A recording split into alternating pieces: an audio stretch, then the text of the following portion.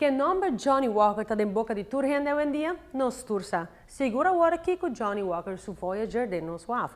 Pero, a você para que agora que tem momento para bestel Johnny Walker para você ali? Está faltando solamente 2 días para Johnny Walker conjuntamente con Roma Trading introducir un producto más nuevo. Voyager, sin duda, lo hace un impacto grande en las islas.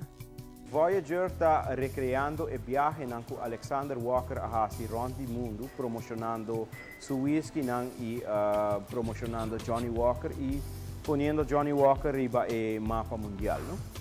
El día de introducción aquí seguro no quiere perder. Lo tengo un honor y placer para gente del pueblo por experiencia, un llegada histórico de Voyager, na UAF de Aruba.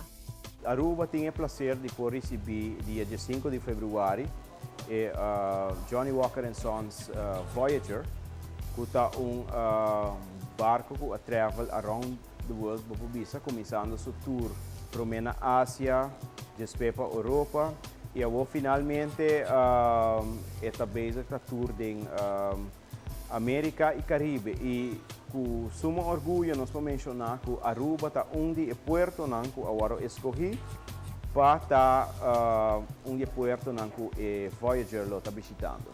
Nós também temos diferentes eventos. Nós vamos começar com evento para prensa.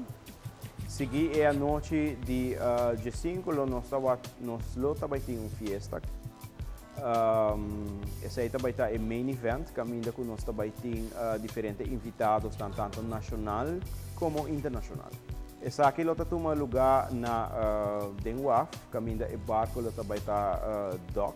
E é coisa bonita, como eu mencionar, que também está visível fora de caia. Então, por passar e por Voyager de Johnny Walker Sons for di in frente di Valero, si può fare in anno, lo può por ti un vista hopi bon riba e Voyager.